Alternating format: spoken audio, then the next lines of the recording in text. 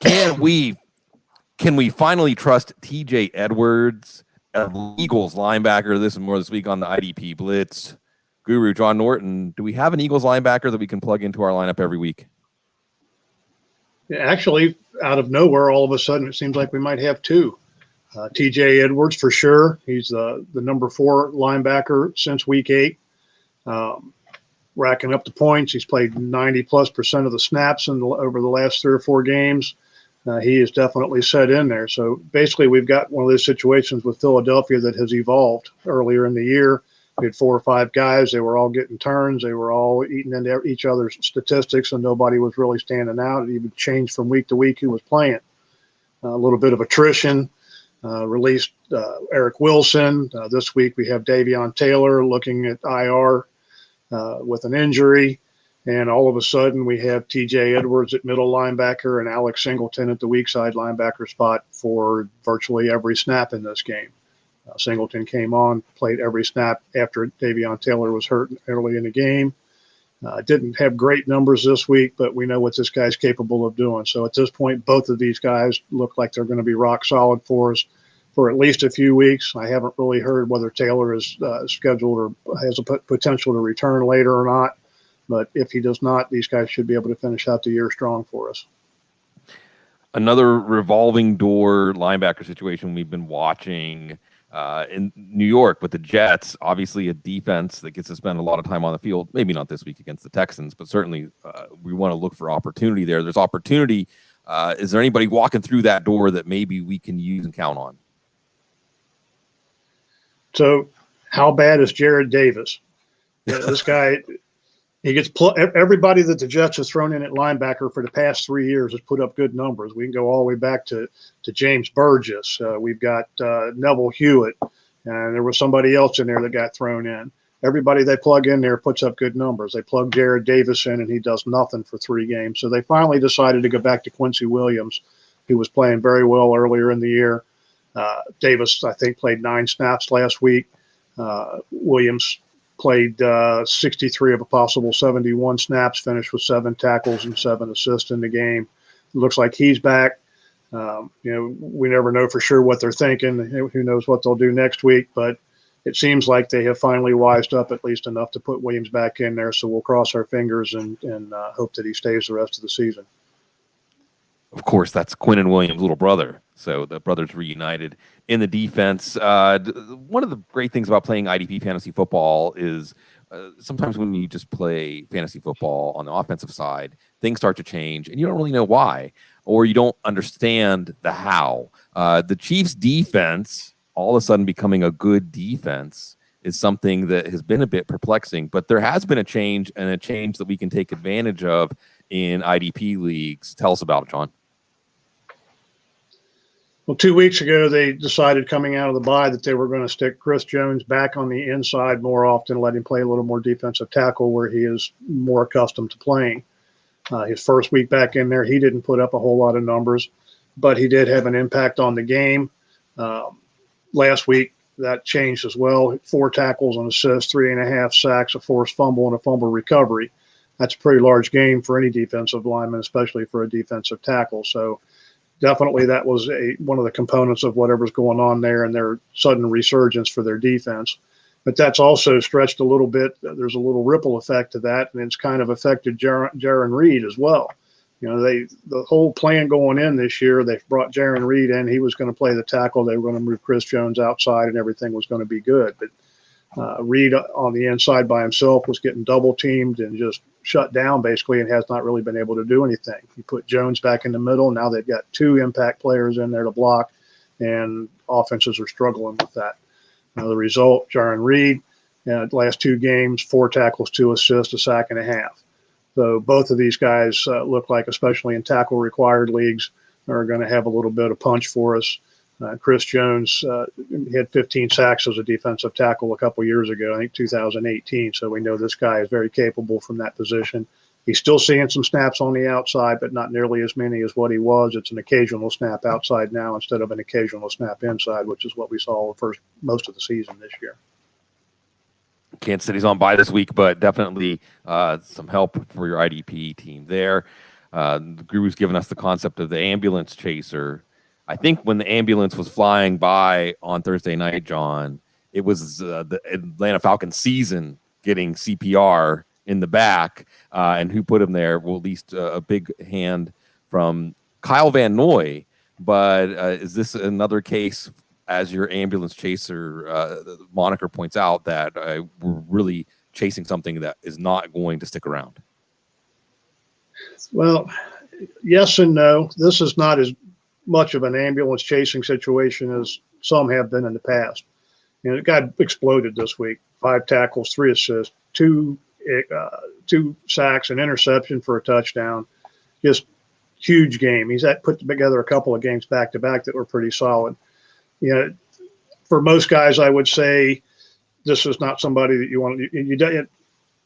You're not going to want to pick this guy up and put him in your lineup for somebody that you know is a good, solid player that you can count on every week. However, if you're in one of those situations where you're looking for a 1-week flyer, or maybe you need an upside guy, we know that Van Noy will go off like this. Well, maybe not quite like this, but he will go off to some extent every now and then, 3 or 4 times a season. He'll have big games like this. The matchup had a lot to do with what he did this past week. You know, he doesn't get to play Atlanta again, unfortunately. The key here is the rest of the season, the other 8 games that he's played, he's averaged 5.6 fantasy points. So, you know, there's some give and take in there. If you're a gambler or you need a big game, you know, this guy might be worth plugging in for a short term, but don't be one of those guys that, oh, he had a huge game, so I'm going to take out, you know, I don't know, I'm not going to take out Devin White and put Kyle Van Noy in there because he's hot. Don't be that guy.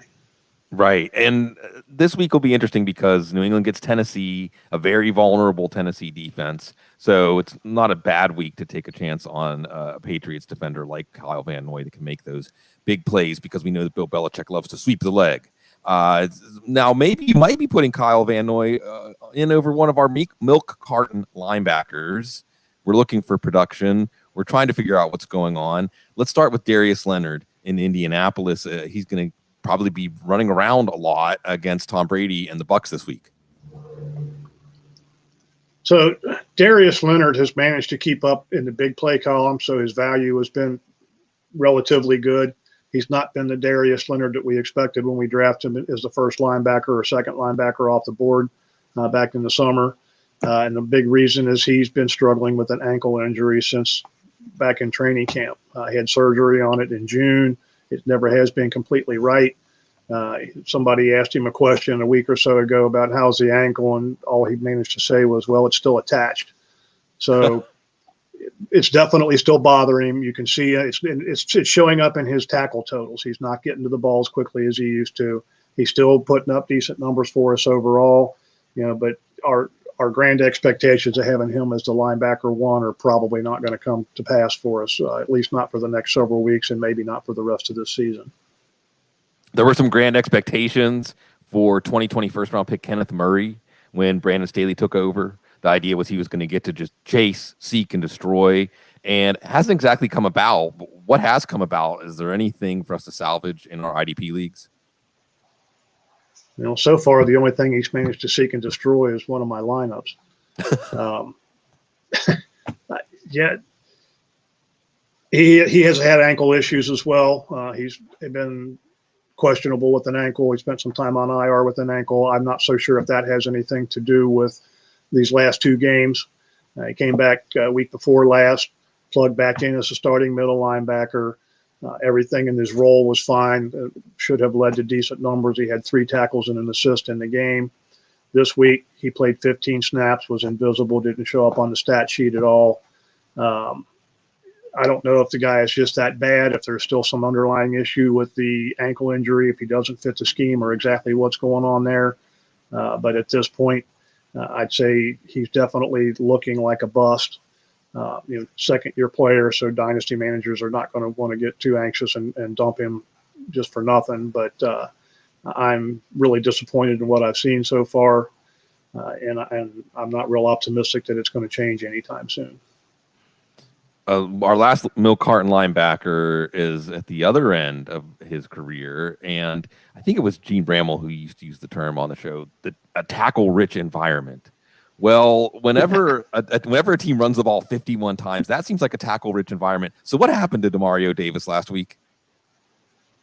You know, I haven't had a chance to sit down and watch this thing play by play, but right now on this, all I can say is this has to be a mirage. It had to be a fluke. There has to be something where the Eagles ran the ball 51 times. How does your middle linebacker go 0-1 in a game where the offense runs the ball 51 times? Yeah, he played 100% of the snaps. There was no issue with his playing time.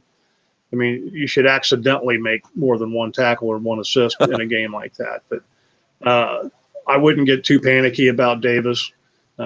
He will bounce back.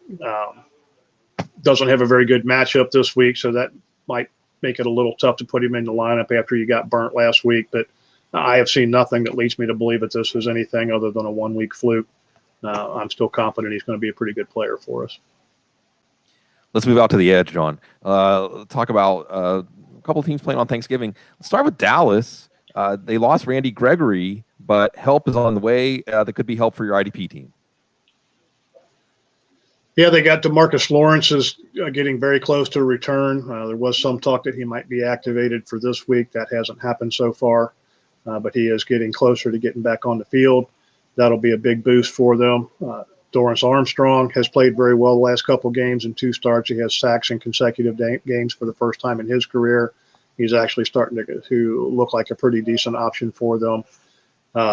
This past week, they went back to the well a little bit and moved Micah Parsons back outside. He had a couple sacks. He played a lot on the outside, on the edge, and opened the door for Keanu Neal and Leighton Vander Esch to have a much bigger role.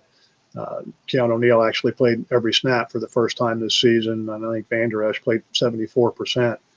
So they've got a plan in place there that they can get by until they start getting these guys back. But the Dorrance Armstrong coming on is a big plus for them. And if you need to beat guys to the punch, it might be a good time to look and see if Demarcus Lawrence is on the waiver wire where somebody cut him, as he's likely to be back by or before week 13. Lost in that miraculous comeback at the end by Tyler Huntley, and in the wake of Khalil Mack going on IR, we all know Robert Quinn has finally started to produce in year 2 of his contract, but there's a young player coming on the edge that we might get to watch chase around Jared Goff like he's the Thanksgiving turkey. Trevis Gipson. Everybody's talking about the great game that happened on the other end there last week, but Gipson actually snuck in there with 4 tackles, an assist, and a sack himself. It looks like he's going to get the lion's share of the playing time, no pun intended, this week at the position opposite. Who's the guy who plays Quinn. On the other end? Help me out there. Robert Quinn. Yes, thank you. Brain cramp. So anyway, yeah, it looks like Trevis Gipson's going to be that guy that's going to get that opportunity over there. The Lions are a pretty solid matchup. They've allowed almost 3 sacks a game since week 6. So another one of those guys you might slide in for a 1 week start or possibly even longer than that. Looks like he's probably going to be in that position for the rest of the season. We'll see what happens with the Bears coaching staff this weekend. If the rumors are true, they've got a new head coach come next week, but I'm not sure how much that would affect Gipson, even if that does happen. Sneaky play you might stick in there. He's available in just about every league that I'm in, or was until this past week at least. So somebody to keep an eye on might get you some points if you're in a bad situation there. Gipson might give you a reason to watch that game. I don't think there's a reason to watch Atlanta at Jacksonville, John. But if you were looking for an edge rusher from that game, it looks like a familiar name for Atlanta. Could be familiar and back in your lineup this week. Yeah, I'm having a hard time thinking of a good reason to watch that game myself. Yeah. But if you're hurting for somebody to stick in your lineup, Dante Fowler. He's only played 6 games this year, missed several games with an injury, but he has been relatively productive. 9 tackles, 10 assists, 2.5 sacks, a couple of forced fumbles, and a pass defended in the 6 games that he did play. Had 5 combined tackles and half a sack last week against New England. Juicy matchup with the Jaguars. Jaguars have allowed 8 sacks in the last 3 games, including 6 to defensive ends. So not somebody to get overly excited about, but if you're scanning the waiver wire trying to find somebody that's a warm body to plug in there that might do something for you, Fowler's a guy that might get you a few points. Here's hoping all of your matchups, your outcomes this week in fantasy football are juicy, and your turkey and whatever else you decide to have at your Thanksgiving table. We certainly appreciate getting to be part of your weekly fantasy football routine here. We have the IDP Blitz on Wednesdays with John Norton and Matt Schauf. You can get all of that great IDP contact at footballguys.com. We hope that everybody out there has a great holiday with their loved ones. Take a little break, slow down, smell the roses, smell the stuffing, and enjoy, well, maybe not enjoy some football, enjoy some time with your friends and family, and maybe there'll be some interesting football against expectations. Our expectations are always really high when we have the guru and Matt Schauf here to give us the IDP wisdom. You deserve that always. You deserve the best, folks, because you're so classy.